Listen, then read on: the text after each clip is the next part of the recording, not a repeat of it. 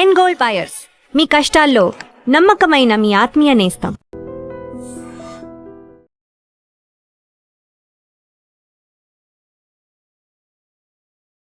Hi hello నమస్తే, welcome back to our channel. నేను మీ Vaishu. Rich becoming richer, poor becoming poorer. అంటే లేదు ఈ మధ్య పూర్ వాళ్ళు మిడిల్ క్లాస్కి వెళ్తున్నారు అనే వాదనలు కూడా వినిపిస్తున్నప్పటికీ బట్ స్టిల్ రిచ్ అయితే అవ్వట్లేదుగా. కాస్ట్ ఆఫ్ లివింగ్ కూడా అలానే పెరుగుతుందిగా. 10 రూపాయలు సంపాదించేవాడు 10,000 సంపాదించిన కాస్ట్ ఆఫ్ లివింగ్ అంతే పెరిగిందిగా. ఎందుకని పూర్ ఎప్పుడు పూరర్ అవుతూ ఉన్నారు, రిచ్ ఎప్పుడు రిచర్ అవుతూ ఉంటారు? ఈ విషయం గురించి మాట్లాడడానికి రచనతో పాటు డాక్టర్ హరీష్ తనేటి గారు ఉన్నారు. సార్తో మాట్లాడదాం. హలో సార్, నమస్తే. నమస్తే. ఎలా ఉన్నారు? ఆల్ గుడ్ అండి. బాగున్నారా? బాగున్నాను. So rich they always become richer, poor they become poorer. అంటే మేబీ కొంచెం ఇక్కడ నుంచి ఇక్కడ ఉంటే ఇక్కడ దాకా రావచ్చేమో, కానీ రిచ్ దాకా వెళ్ళలేరు. రిచ్ వాళ్ళు ఎప్పటికీ ఇట్లా సడన్ గా దిగజారిపోయి పూర్కి అయితే రారు. They will become richer and richer and richer. Why? Systems అండి, హ్యాబిట్స్. ఓకే, మనము నిజంగా ఇది మేబీ మనం అర్థం చేసుకోవాలి గట్టిగా. That rich people poor people యొక్క మనీతోనే రిచ్ అవుతారు. రిచ్ పీపుల్ పూర్ పీపుల్ వాళ్ళ మనీతోనే రిచ్ అవుతారు. ఎందుకంటే rich people will put a system. వాళ్ళకి మనీ వచ్చేదాకా సిస్టమ్ తయారు చేసుకుంటారు. ఆ సిస్టమ్ రిచ్ చేస్తుంది. ఓకే, వాడు రోజు కూర్చుని, రిచ్ పీపుల్ రోజు కూర్చుని ఉద్యోగానికి వెళ్ళాలి, టైం అయిపోతుంది బాక్స్ పెట్టు అనే టెన్షన్లో ఉండరు. ఓకే, వాళ్ళకి ఇంకో రకంగా స్ట్రెస్ ఉన్నా అది సిస్టమ్ యొక్క స్ట్రెస్. సిస్టమ్ పనిచేసుకోవాలి అని చూసుకుంటారు. పువర్ పీపుల్ వాళ్ళు సమయాన్ని విసిరి ఆ సమయానికి డబ్బు తెచ్చుకుంటారు. 9 to 5 జాబ్ అంటే 9, 10, 11, 12, 1, 2, 3, 4, 5, 7 అవర్స్ నేను నా జీవితంలోంచి చింపి నీకు ఇస్తే దానికి తగ్గ 20,000 నువ్వు ఇస్తున్నావు. నా సమయాన్ని పెంచలేను కాబట్టి నా జీతం ఎక్స్పోనెన్షియల్గా పెరగదు. రిచ్ పీపుల్, నేను ఇదే సమయంలో 5 నా వర్కులు నడుస్తుంటాయి. ఒక ఫ్రాంచైజీ నడుస్తుంటుంది, ఒక రెస్టారెంట్ నడుస్తుంటుంది, ఒక హోటల్ నడుస్తుంటుంది, నేను నా కంపెనీ ఇంకోటి ఏదో ఎస్టాబ్లిష్ చేస్తుంటాను. Rich are building systems, poor are working for richer and poor are only building dreams. వాళ్ళు ఓన్లీ నేను డబ్బులు వస్తే ఒక ట్రిప్కి వెళ్ళి రావాలిరా, ఒక 5 ఏళ్ళు ఇందులోనే ఉంటారు. వాళ్ళు రిచ్ విల్ క్రియేట్, అంటే ఫ్యామిలీ ఫాదర్ నుంచి రిచ్ రావడము, డబ్బులు ఉండడం వాళ్ళ గురించి మాట్లాడలేదు. బట్ వర్క్ హార్డ్ చేసి రిచ్ అయిన వాళ్ళు బేసిక్గా, నేను హండ్రెడ్స్ ఆఫ్ పీపుల్తో డీల్ చేశానండి. They create systems. పువర్ ఉన్న వాళ్ళు రిచ్ అవ్వాలి అంటే మాత్రం సిస్టమ్ని అర్థం చేసుకుంటేనే అవుతుంది. What is that system? సిస్టంలో 4-5 మేజర్ రోల్ ప్లే చేస్తారు. 1, ఒక బిగ్ ప్రాబ్లమ్ని నేను సాల్వ్ చేస్తాను అనేది ఒకటి తయారు కావాలి. అక్కడెక్కడో దూరంగా ఉన్నవాడు ఈజీగా మాట్లాడచ్చు. ఫోన్, ఆ ఫోన్ని అందరికీ అందుబాటులో చేస్తే ఎలా ఉంటుంది అని తయారు చేసిన వాడు రిచ్ అవుతాడు. ఓకే, బిగ్ కంపెనీస్ పెట్టగలుగుతాడు. సో ఒక మేజర్ ప్రాబ్లం, మన చుట్టూ ఉన్న ఒక ప్రాబ్లమ్ని, అందరికీ ఉన్న ప్రాబ్లమ్ని నేను సాల్వ్ చేస్తాను. పొద్దున లేచి లిస్ట్ రాసుకోవాలి, పళ్ళు తోముకోవడం దగ్గర నుంచి ఇది పళ్ళు తోముకోవడానికి సాల్వ్ చేశారు. అట్లాగా దాంట్లో ఈజీ అలా చేయొచ్చు. అందరూ రోజు పేస్ట్ పిండుకోవడానికి కష్టమవుతుంది. ఓకే, ఏం చేయొచ్చు? అలాగా ఒక ప్రాబ్లమ్ని నేను సాల్వ్ చేయడానికి ఒక సిస్టమ్ తయారు చేయాలి. ఇలా చేద్దాం అనుకున్నా మనకి కొన్ని ఫోర్సెస్ హెల్ప్ కావాలి. ఫస్ట్ వచ్చేసి టీమ్. ఆ టీంలో నీ ఐడియా గొప్పదే, అద్భుతమైనదే అయ్యుండొచ్చు, కానీ దాన్ని ఆచరణలోకి తీసుకురావడానికి ఒక టీం కావాలి. ఆ టీం ఉట్టిగా పనిచేయరు నీకు, వాళ్ళకి జీతాలు ఇవ్వాలి, వాళ్ళ ఆచరణలోకి తీసుకొచ్చే నీ సిస్టమ్ని నమ్మే ఒక టీం కావాలి. బట్ అక్కడే కదా ప్రాబ్లం. అంత ఉంటే నేను అవన్నీ చేసుకుంటా కదా. ఇప్పుడు ఈ 9 to 5 జాబ్ నేను ఎందుకు చేస్తాను? ఆ డబ్బులు ఇవ్వడానికి, ఆ జీతాలు ఇవ్వడానికి నా దగ్గర అంత స్తోమత లేకే నేను పూర్ కదా. ఎగ్జాక్ట్లీ, చాలా మంచి పాయింట్. నేను చెప్తాను, ఇది రియల్గా అర్థం చేసుకోవాలి. దట్ నీ దగ్గర డబ్బు మాత్రమే లేదు, కానీ అలాంటి మనుషుల్ని చూసే కెపాసిటీ ఉంది. రేపు పొద్దున డబ్బు నేను నిజంగా ఇస్తా, ఈరోజు ₹1,00,00,000 ఇచ్చాను అనుకో, ఏ కంపెనీ పెడతావు? అంటే మొత్తం ప్రాజెక్ట్ రెడీ ఉండాలి. Yes. That's how you manifest things. ఏమీ లేనప్పుడు కూడా అది వస్తే నేను సిద్ధంగా ఉన్నాను అన్న చోటకు వస్తుంది. పైనుంచి ఆపర్చునిటీస్ పడుతూ ఉంటాయి. నువ్వు చెయ్యి తెరిచి రెడీగా ఉంటే నీ చేతిలో పడుతుంది. చేతులు మూసి ఇట్లా నిలబడితే అవ్వదు కదా. చేతులు ముయ్యకపోయినా, తెరవకపోయినా, ఎత్తకపోయినా పడదు. అలాగే డబ్బు మాత్రమే లేదు ప్రస్తుతానికి నా దగ్గర. ఓకే. అలాంటి చేసే ఆపర్చునిటీ ఉందా? ఎవడన్నా మార్కెట్లో ఇట్లా చేస్తున్నాడా?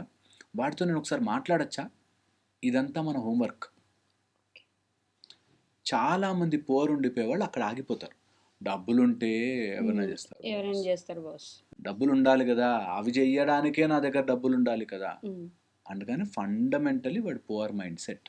ఓకే. వాడు ఏమైనా ఆలోచించే లోపల పేరెంట్స్ ఏదో ఒకటి చేసుకోవచ్చు కదా నాన్న, ఏదో ఒక జాబ్లోకి వెళ్ళొచ్చు కదా, ఇంకెన్ని రోజులు ఇలా. True true. జాబ్ చేయకుండా కలలు కంటారు చూసారా, అలాంటి వాళ్ళకి అలాంటి పేరెంట్సే ఉంటారు.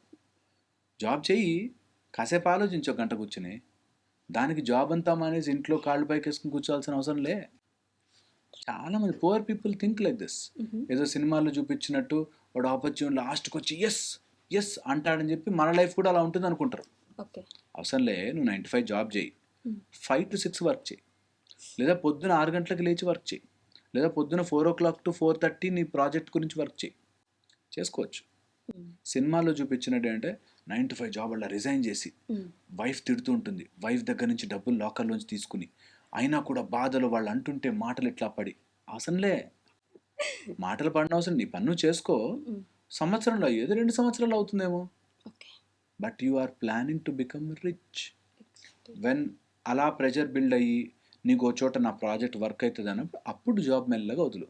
అది తిట్టుకుంటూ కాదు, ఎన్ని రోజులు నాకు తిండి పెట్టింది, నా లైఫ్ నాకు నడవనిచ్చే జాబ్ ఇచ్చింది, నాకు ఎంతో కొంత జీతం వచ్చింది, ఎవరి మీద ఆధారపడకుండా బ్రతికే ఛాన్స్ ఇచ్చింది, that I will take an advantage. అందులో కొంచెం కొంచెం దాచిపెడతా అండ్ బిగ్గర్ ప్రాజెక్ట్స్ చేస్తా. మీరు నమ్మరండి, నిజంగా చెప్తున్నాను, అలా ఐడియా ఉన్న వాళ్ళకి గవర్నమెంట్ లోన్లు ఇచ్చి మరీ ప్రోత్సహిస్తుంది. మైండ్ ఓపెన్ ఉండాలి ఫస్ట్. అండ్ ఏం చేస్తాను, ఏం చేయగలను, పాసిబిలిటీస్ ఏంటి, అది సిస్టమ్. అలా లేని రోజులు ఏమైనా ఊహాగానాలు చాలా చెప్పచ్చు. అంటే మనం స్టోరీస్ తీసుకుంటే కూడా సక్సెస్ఫుల్ పీపుల్ అందరూ వచ్చి ఇట్లా చెప్తారు, నేను ఇంత వరస్ట్ సిచ్యువేషన్లో పుట్టాను, మాది చాలా బీద కుటుంబం, కానీ నేను ఈరోజు ఈ స్టేజ్లో ఉన్నానంటే అని చెప్తారు. ఏంటి వాళ్ళు అక్కడి నుంచి అక్కడికి వెళ్ళడానికి వాళ్ళు చేసిన ఇదేంటి? Work on the purpose project only. మిగతా అదంతా నాయిస్. ఎవరికైతే ఈ మాట అర్థమవుతుందో, నేను ఒకటి చెయ్యాలనుకుంటే మిగతా వాళ్ళందరూ చప్పట్లు కొట్టి కమాన్ సూపర్ అని అన్నారు. నీకు ఒక రెడ్ కార్పెట్ తీసుకొచ్చేసి దా దా మేము జాబులు ఇస్తాం దా అని ఎవ్వరు అన్నారు. నీకు నీ ప్రాజెక్ట్ నీ మైండ్లో వెలిగేది నీకు గొప్పగా అనిపించాలి, నువ్వు దాన్ని చెయ్యగలను అని నీకు అనిపించాలి. పక్కన వాడు నన్ను ఎంత ఇన్సల్ట్ చేశాడు తెలుసా, నీకు వినిపించదు ఇన్సల్టింగ్ మాట. ఇన్సల్టింగ్ మాట వినిపించదు. ఎవరో మనని ఇబ్బంది పెడుతున్నది అనిపించదు, ఇబ్బంది అనిపించదు. అవి చేసుకుంటూ ఇవి చేసుకుంటాం.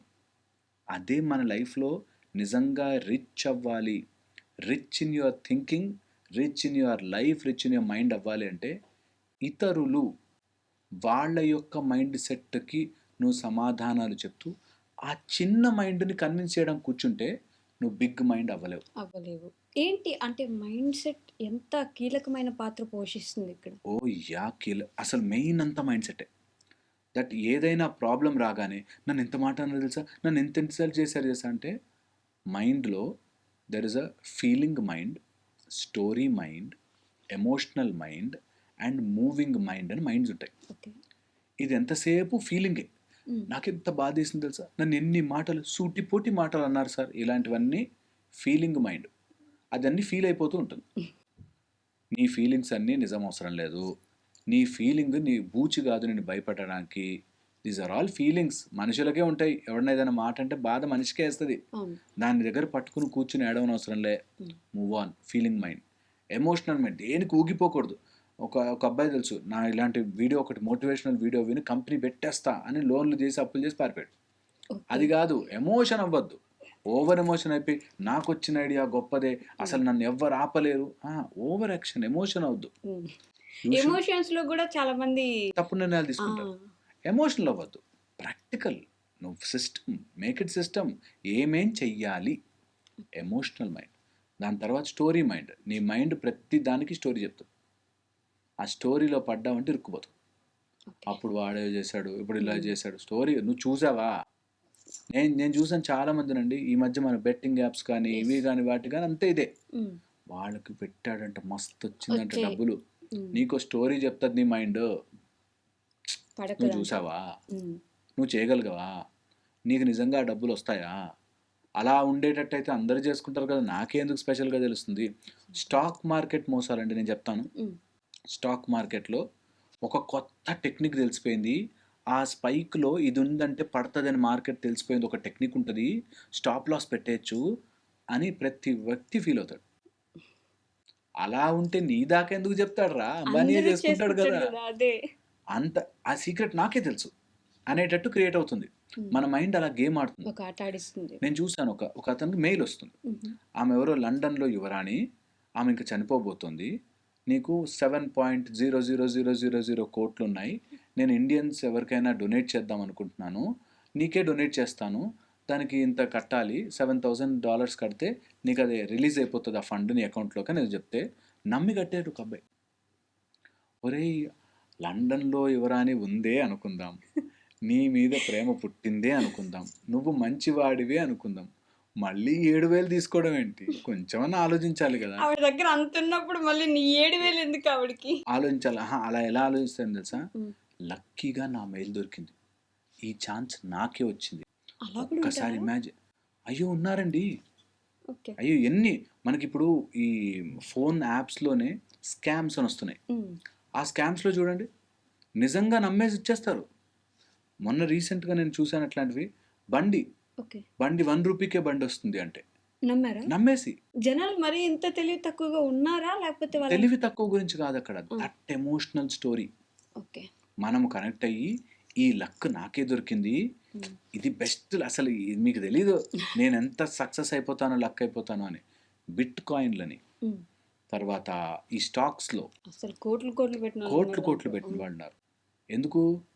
నేనే పని చేయకుండా టక్కుమ డబ్బులు వచ్చేస్తే ఇది ఎవరికి వస్తుంది? పువర్కే వస్తుంది. పువర్ మైండ్ సెట్ ఉన్నవాడే అంత సుఖంగా డబ్బులు నాకు అకౌంట్లో వేసేస్తారు ఎవరో. ఎందుకు వేస్తారా? అలాంటి డబ్బు తీసుకుని ఏం తింటావు?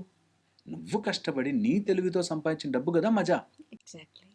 అది ఆలోచించరు. అంబానీ కొడుకు పెళ్ళప్పుడు కూడా ఆయన ఒక రోజుకు 1,700 కోట్లు ఖర్చు పెట్టాడంటే ఆయన ఒక గంటలో సంపాదిస్తాడు అవన్నీ, ఆయనకేం బాధ అని. అంటే అక్కడ ఆయన మైండ్ సెట్ని కూడా మన వాళ్ళు ఇలా జడ్జ్ చేయడం ఏంటంటే, ఆయనకి ఏముందిలే, అంబానీ ఆయన ఎంతైనా పెడతాడు, మనమే కదా ఆయనకి డబ్బులు కడుతున్నాం, మనం కట్టే డబ్బులతోనే ఆయన సంపాదించుకుంటున్నాడు అని. ఏంటి అక్కడ మనం ఎలా ఆలోచిస్తున్నట్టు అంటారు?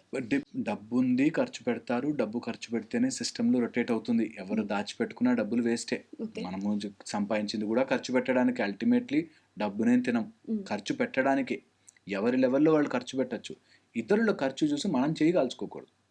వాళ్ళు ఎవరో ప్రీ వెడ్డింగ్ షూట్కి 10 లక్షలు పెట్టారు అంటే నేను 11 పెడతా, 12 పెడతా, ఇంకా బురదలో ఇదుకుంటూ ఫోటోలు దిగుతా అంటే వాళ్ళది ఎవరితో చూసి మనము తప్పు చేసుకున్నట్టు.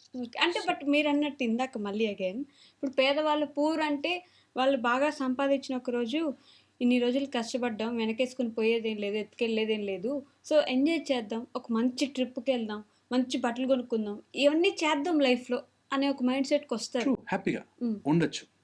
అంటే నీకున్న అమౌంట్తో నువ్వు ఎంజాయ్ చేస్తాము అన్నప్పుడు ఇంకా you are no more bound to that money. ఉండే ఎంజాయ్ చేయాలి. రిచ్ అవ్వాలి అంటే ఇలాంటి వాటి మీద వృధా ఖర్చు పెట్టద్దు. జస్ట్ బికాజ్ నువ్వు ఆ 4 ఫోటోలు దిగి ఇన్స్టాలో పెట్టాలి కాబట్టి నువ్వు అనవసరమైన ఖర్చులు పెట్టకు. అది నీ ప్రాజెక్ట్కి ఉపయోగపడుతుందా, నీ సిస్టమ్కి ఉపయోగపడుతుందా, నీకు అది మళ్ళీ డబ్బులు పెడుతుందా, అలాంటి చూడాలి. సో ఎవరైతే పువర్ మైండ్ సెట్ ఉంటారో వాళ్ళు ఎక్స్పెండిచర్లో ఎక్కువ లావిష్నెస్ చూపిస్తారు. ఎవరైతే రిచ్ మైండ్ సెట్ ఉంటుందో వాళ్ళు సిస్టంలో లావిష్నెస్ చూపిస్తారు. ఓకే, అంటే becoming rich is a process. Becoming rich is a mind set. Process కూడా కాదు, మైండ్ సెట్. దట్ నేను రిచ్ అవ్వడానికి ఆ సిస్టమ్ కోసం నేను ఏం చెయ్యొచ్చు అనేది ఇంపార్టెంట్. సో మనం మాట్లాడుకున్న దాంట్లో 2 మాట్లాడాను. థర్డ్ స్టెప్ చెప్తాను. ఓకే, 1 ఈజ్ బిగ్ ఐడియా ఉండాలి మన దగ్గర, ఒక 1 thing which I can do. The other is team, ఒక మంచి టీం ఉండాలి. థర్డ్ మీడియా ఉండాలి, మార్కెటింగ్ ఉండాలి. నీ ప్రోడక్ట్ అందరికీ నచ్చేలాగా వెళ్ళగలగాలి. అది ప్రోడక్ట్ కావచ్చు, సర్వీస్ కావచ్చు, ఎనీథింగ్. ఓకే, అది నీ దగ్గరే దొరుకుతుంది, అలాంటి ప్రోడక్ట్ నీ దగ్గర లేదు అనేది ఎక్కువ ఇస్తుంది. లేదా ఉన్నా దాన్ని బెటర్ ఇవ్వగలుగుతాము అని అనుకున్న చోటు వస్తుంది. ఫోర్త్ నేను చెప్తున్నాను, బిగ్ మనీ చూడాలి అంటే 2 బిగ్ హెడ్స్ దిగాలి. Legal help, political help. వీళ్ళిద్దరి దగ్గరే బిగ్ రిచ్ మనీ ఉంటుంది. ఇది సత్యం.